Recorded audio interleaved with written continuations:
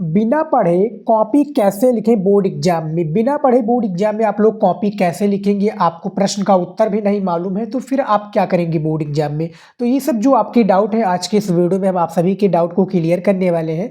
बिना पढ़े 95% कैसे लेकर आए 10th एंड 12th वालों, जितने भी स्टूडेंट क्लास 10th में क्लास 12th में, उनके लिए बिना पढ़े 95% कैसे लेकर आए। अगर आपको कुछ नहीं आता है तो आज का वीडियो आपके लिए इंपॉर्टेंट है। आप कॉपी कैसे लिखेंगे, आपको कुछ भी नहीं आ रहा, ठीक है, 95% कैसे लेकर आएंगे अगर आपको कुछ भी नहीं आ रहा। पूरी जानकारी वीडियो में आपको हम देने वाले हैं, तो पूरा जानकारी के लिए आपको वीडियो देखना पड़ेगा। 95% मार्क्स जो है आपका बिल्कुल पक्का होने वाला है आज के इस वीडियो को देखने के बाद में। तो बिना पढ़े कॉपी लिखने का बेहतरीन तरीका बताने वाला हूँ। 95 भी आपको मिलेगा जो हमारे क्लास 10th और 12th के स्टूडेंट हैं, ठीक है। अब आपको टिप्स एंड ट्रिक बताएंगे, उसको आप लोगों को फॉलो करना पड़ेगा, ठीक है। और आप अभी भी यानी बोर्ड एग्जाम से पहले भी आप ये वीडियो देख रहे हैं, ठीक है स्टूडेंट, तो आपके लिए ये वीडियो काफ़ी इंपॉर्टेंट है। तो देखिए, सबसे पहला इसमें पॉइंट है, एग्जाम में काला नीला पेन लेकर जाए। बोर्ड एग्जाम में आपको क्या है, कलरफुल पेन का प्रयोग बिल्कुल भी नहीं करना है। उपयोग करना है तो केवल काला और नीला पेन का, ठीक है। तो बोर्ड एग्जाम में काला नीला पेन ही लेकर जाए, कलरफुल पेन नहीं लेकर जाना है।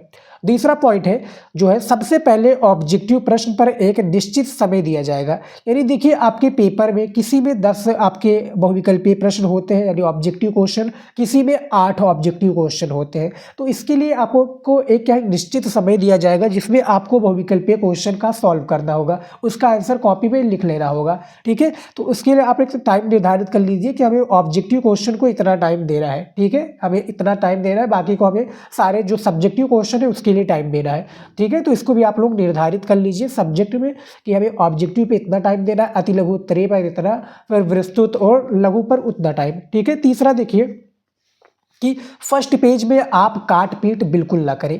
काफ़ी जो हमारे विद्यार्थी होते हैं बोर्ड एग्जाम में जाते हैं फर्स्ट पेज ही गड़बड़ कर देते हैं। देखिए, कहा गया first impression is the last impression. तो फर्स्ट इंप्रेशन में ही आपने एग्जामिनर को डीमोटिवेट कर दिया, तो लास्ट में तो वो सोचेगा भैया, लास्ट में आपने चाहे जितना बेहतरीन लिखा होगा लेकिन आपने फर्स्ट इंप्रेशन में उसको खराब एक प्रकार से डीमोटिवेट फील करा दिया, तो वो कॉपी अच्छे से मन लगाकर नहीं चेक करेगा। जहाँ पर आपको देना होगा 6 नंबर, वहाँ पर 4 नंबर देकर आपको आगे बढ़ जाएगा। इसीलिए मैं कहता हूँ कि फर्स्ट पेज पर आप काट पीट बिल्कुल ना करें स्टूडेंट, ठीक है। साफ तथा सुंदर लिखें, अच्छे से लिखें। चौथा पॉइंट है इसमें, आपको राइटिंग से जितना अच्छा हो सके उतना अच्छा लिखें। देखिए, आपको पढ़ना नहीं आता, आपको क्वेश्चन का आंसर कॉपी लिखना नहीं आता, लेकिन देखिए राइटिंग सबसे ज़्यादा अहमियत है, ठीक है। आप पढ़ने में चाहे जितने अच्छे हैं, राइटिंग आपकी नहीं बैठ रही, तो जहाँ पर आपको क्वेश्चन का आंसर आता भी है तो 4 नंबर का क्वेश्चन है तो आपको 2 या 3 नंबर दिया जाएगा, राइटिंग पर आपका 1 नंबर कट जाएगा। लेकिन जो भी स्टूडेंट को क्वेश्चन भी आता है और राइटिंग भी आती है, उसको 4 में 4 नंबर एग्जामिनर पूरा देगा, एक भी नंबर नहीं कट करेगा। तो चौथे पॉइंट में यही कि आपको राइटिंग से जितना हो सके उतना अच्छा लिखने का प्रयास करना है। और आपको इसके लिए क्या करना है, घर पर स्टूडेंट मैं आपको बताना चाहूँगा एक ट्रिक, घर पर ही आप डेली क्या है 2 पेज, डेली क्या है आपको 2 पेज अच्छे से घर पर ही राइटिंग से बैठा कर लिखना है। इससे आपकी राइटिंग इंप्रूव होगी और आप पेपर में काफ़ी अच्छा राइटिंग से लिखोगे, ठीक है। ये चौथा पॉइंट हो गया, चौथा ट्रिक हो गया। पांचवा ट्रिक देख लीजिए या टिप्स समझ लीजिए, टिप्स ही समझिए स्टूडेंट। पांचवा कि जब आपको प्रश्न कॉपी मिले, यानी जो भी आपको प्रश्न भी मिलेगा यानी प्रश्न पत्र और कॉपी मिलेगा, उस पर आप प्रश्न को सही सही जरूर पढ़ें। 15 मिनट स्टूडेंट आप सभी को दिया जाता है, आप सभी को पता होगा कि 3 घंटा 15 मिनट टाइम निर्धारित होता है। तो 15 मिनट जो दिया जाता है आपको यही करने के लिए दिया जाता है कि आप लोग अच्छे से प्रश्न को सही सही पढ़ लें, ठीक है। नहीं तो काफ़ी जो स्टूडेंट है गलती क्या करते हैं और उनका नंबर अधिकतम यही कटता है कि वो प्रश्न का उत्तर भी जानते हैं लेकिन प्रश्न को जल्दबाजी में, मान लीजिए कि दूसरा प्रश्न का आंसर दे रहा है तो तीसरे प्रश्न का आंसर दे देते हैं, ठीक है। आंसर दे नहीं देते, वो गलत आंसर लिख देते हैं, तो यही कन्फ्यूजन हो जाता है और वहीं पर आपको नंबर कट जाता है क्योंकि आपको आंसर भी पता है और आप जल्दबाजी में वहाँ पर गड़बड़ कर देते हैं। तो ये आपको नहीं करना है।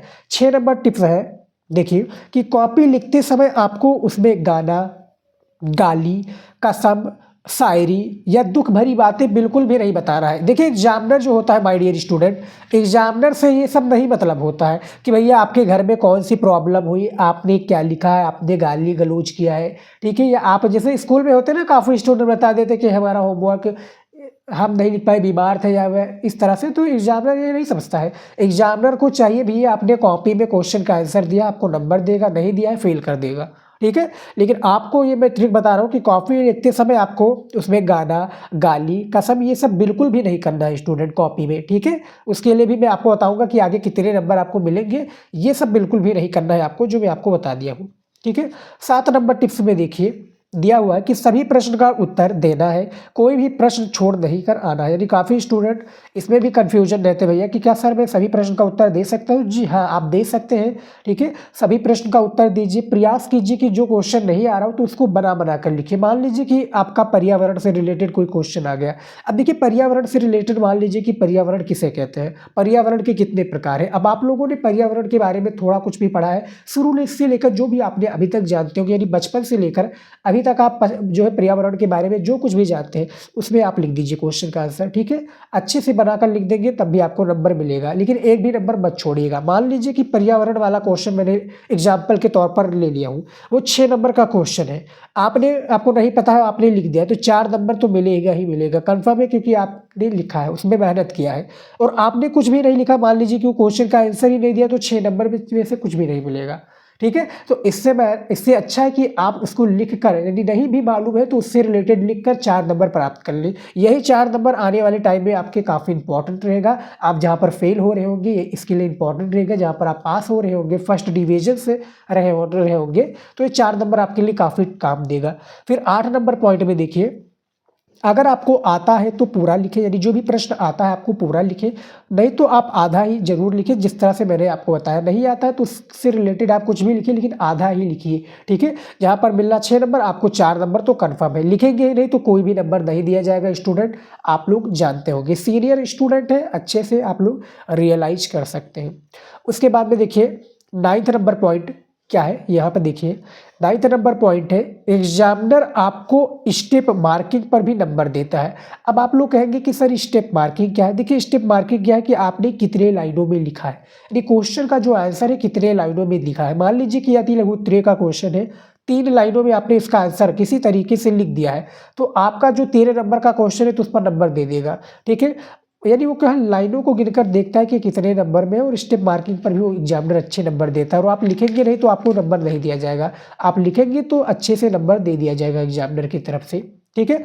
10 नंबर पॉइंट है, अगर आपको कोई प्रश्न नहीं आता है तो क्या करें, ठीक है। कोई भी प्रश्न नहीं आता है तो क्या करना है आपको, इसके बारे में भी मैंने एक वीडियो बनाया हुआ अभी चैनल पर हाल ही में, उसको देख लीजिए स्टूडेंट, कि आपको अगर कोई भी प्रश्न नहीं आ रहा तो क्या करें, ठीक है। कोई भी सब्जेक्ट हो, जो भी आपका सब्जेक्ट है उसमें आपको कन्फ्यूजन है कि बोर्ड एग्जाम में हमें कुछ ना है, तो वो वीडियो जरूर देख लीजिएगा, ठीक है। इसके बारे में है, ठीक है, ये वीडियो बनाया है। अब देखिए महत्वपूर्ण जानकारी क्या है, आप सभी के लिए महत्वपूर्ण जानकारी यहाँ पर आप देख सकते हैं। देखिए अब आपको कैसे लिखना है, ठीक है। अब आपको कैसे लिखना है स्टूडेंट, देखिए आपका क्वेश्चन कोई पूछा गया, जैसे कि मान लीजिए कि जनसंख्या से रिलेटेड मैं रख लेता हूँ कि जनसंख्या से रिलेटेड आपका कोई टॉपिक या क्वेश्चन पूछा गया है, तो उसमें आप लोग ढूंढिए क्या है, जनसंख्या वृद्धि किसे कहते हैं। अब देखिए यहाँ पर टॉपिक मिल गया वृद्धि, ठीक है। अब भारत में देखा जाए तो जनसंख्या वृद्धि सबसे ज़्यादा है, तो ये कीवर्ड हो गया।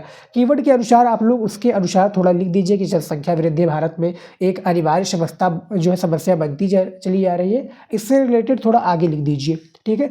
दूसरा पॉइंट में आप क्या कीजिए स्टूडेंट, दूसरे पॉइंट में आपको करना क्या है, आप पॉइंट से लिखिए, जो भी क्वेश्चन उसको पॉइंट से अच्छे से राइटिंग से लिखिए स्टूडेंट, ठीक है।